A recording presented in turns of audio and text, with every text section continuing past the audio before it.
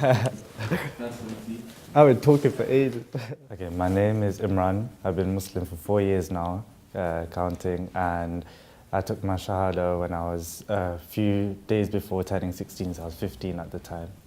Parents originally come from India, Punjab.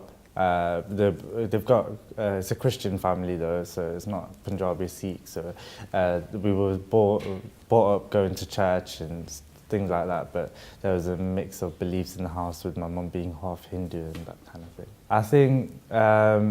I think it started off when I was young because my dad was always racist against Muslims. He expected us to be as well. And then over time, I kind of, he used to flick through the channels, and if ever the Muslim channel came on, he'd like be abusive about it. And just looking at the Kaaba, I was always intrigued to know what it was and what was in there and why people were walking around it. So I think years and years after, it was already in my head, building up, and then I met a really good Muslim family, and their son was my best friend, and they treated me like a son, and me and my dad didn't really ever have a strong, good relationship.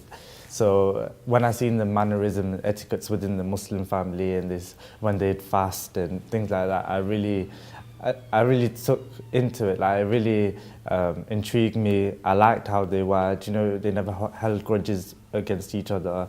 They were kind, gave to charity. So they had like a family atmosphere when they sat at the dinner table, which I really liked. They treated me like a son to the point where I had a key to their house. So I think from there I started looking into Islam more and more. But I was never rushed into it. It was more I took it at my own pace, but I did start quite young. So I started reading and understanding different aspects. There's a Ramzan where I did a few fasts as well just to try it out. And then it got more thorough with my reading and understanding of what the religion is and if I'm ready to do it when I was turning about 16. And just a few days before I turned 16, I went to the mosque and took my Shahada. I wasn't so much scared because since I lived in like a bubble, I didn't really know what was going on around me most of the time, you know, because I was quite domesticated at home and there's always family troubles, and I was always helping. I literally helped my mum bring up my little baby brothers from doing little chores and like other responsibilities. My dad used to drink heavily and stuff. So I kind of I needed something to escape kind of thing. I needed some sort of guidance because we stopped going to church as well because my dad had a fallout with the people there. So we didn't have any strict religion guidance, which I always wanted as well. And it was just a matter of time when I could kind of break the whole bubble. And, you know, like it was so much of a routine, including physical violence and verbal abuse, and I just wanted to get out of it. So I think turning to Islam, or it was as if Islam found me, do you know, because I didn't actually go out looking for it, even though I wanted guidance. It kind of came to me, and it was just the curiosity that kept me going. Well, I knew my dad was racist for years, even before I became Muslim, and he expected us to be as well, but I never, I didn't have that fear in me that like what would happen, because I just kind of thought whatever happened, I just take it on the chin. Yeah, but with my mum, it's been a bit different. She understood that like my best mate was Muslim, and I was actually looking into it, and she kind of had an idea. At the start, she did make like racist jokes that used to get to me, but then when she realised it was actually hurting me, then she stopped. But with my dad, it's just he just neglected me full stop, so different story. With my mum, at the start, it was a bit difficult for her. She's like, why are you making these changes? What are you going to get out of it? Why are you doing it? Are you being forced to do it? I was like, no, it's my own decision. It's what I want to do. And then, obviously, she was also aware my dad didn't like it, so she had a certain way of like, no, you shouldn't do it whilst you're living here because it can cause trouble for you, this and that. But once I did take my shahada, I told her, look, I'm properly Muslim now. Like, I'm gonna practice it. I'm gonna go to mosque and stuff like that. She didn't say anything about it, but she did make a few comments here and there, which I didn't like. And then after, when me and her, like my younger sister spoke to my mum over that as well, and after a while, she just came to terms with it that she just accepted this is my son and this is the way of life he chooses. where in my dad's situation, because he was also racist, he was always racist against Muslims and the whole religion, he never came to terms with it. He didn't want to understand or gain any knowledge about it. I don't know, he just fully neglected the whole situation, like, oh no, I don't want nothing to do with him. But it just got worse because, you know, they couldn't kick me out of the house till I'm 18 anyway, because I'm the kind of child, I was living there. So it just put me through like 2 years of struggle here and there, so just whilst I was at home.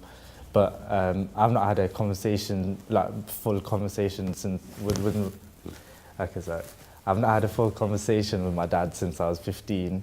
And I don't think I'm going to, but it's okay. Like, I'm happy I've got friends and family that I can talk to, and it doesn't really get to me either.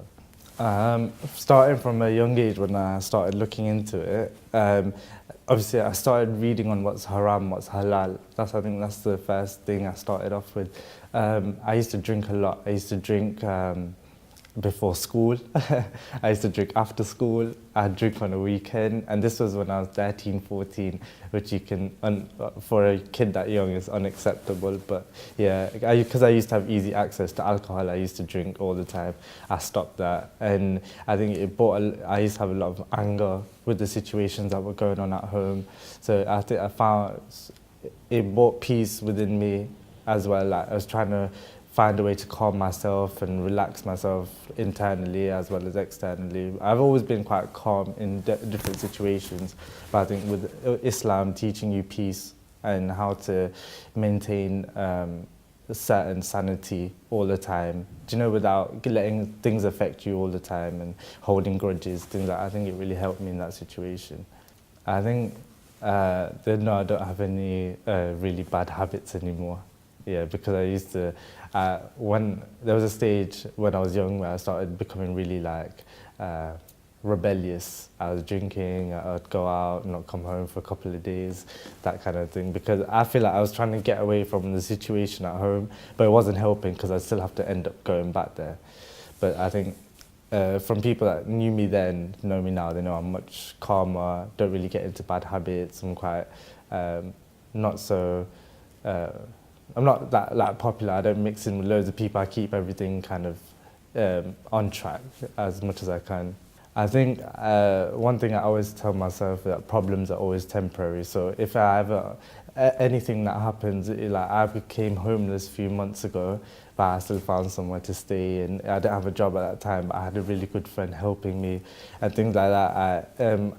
I take it on the chin. I know, like, problems are always temporary. This isn't going to be for the rest of my life, so I don't think too much of it. I just try to understand that Allah is putting me through a test, and He wouldn't put anything on my shoulders that I can't handle. So if